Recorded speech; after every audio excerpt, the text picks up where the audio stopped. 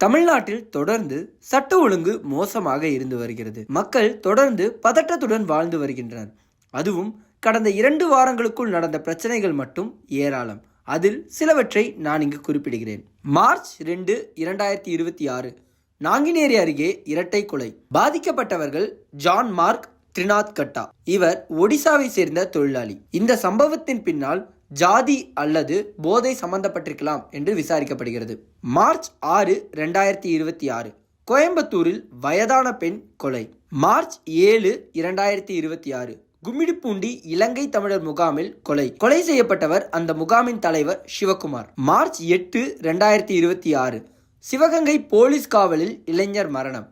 பாதிக்கப்பட்டவர் ஆகாஷ். தாக்குதல் வழக்கில் கைது செய்யப்பட்டு காவலில் சித்திரவதை செய்யப்பட்டதாக குடும்பத்தினர் குற்றம் சாட்டி வருகின்றனர். இது காவல் கொலையா என்ற சந்தேகத்திலும் விசாரணை செய்யப்படுகிறது. இது மட்டும் இல்லாமல் தமிழ்நாட்டில் கடந்த 15 நாட்களில் திமுக உறுப்பினர்கள் அல்லது தொடர்புடையவர்கள் சம்பந்தப்பட்ட குற்றச்சம்பவங்களை பின்வருமாறு குறிப்பிடுகிறேன். இதில் சில சம்பவங்கள் அரசியல் உந்துதலுடன் நடத்தப்பட்டதா என்றும் விவாதிக்கப்படுகின்றன. பிப்ரவரி 27 2.5 வயது குழந்தையை பாலியல் துன்புறுத்தி கொன்ற திமுக இளைஞரணி உறுப்பினர். குற்றவாளியின் பெயர் எம் பெரியநாயகம், 40 வயது, திமுக இளைஞரணி கிளை செயலாளர். இவர் குழந்தையை பாலியல் துன்புறுத்தி கொன்றதாக போஸ்கோ சட்டம் மற்றும் கொலை வழக்கில் கைது செய்யப்பட்டுள்ளார். மார்ச் 3, 2026 விமான பணிப்பெண்ணை பாலியல் தொல்லை செய்த திமுக கவுன்சிலர். இவர் பெயர் பிரபாகரன், திருவள்ளூர் நகராட்சி 6வது வார்டு திமுக கவுன்சிலர். இது மட்டுமில்லாமல் இருசக்கர வாகனத்தில் வேகமாக வந்து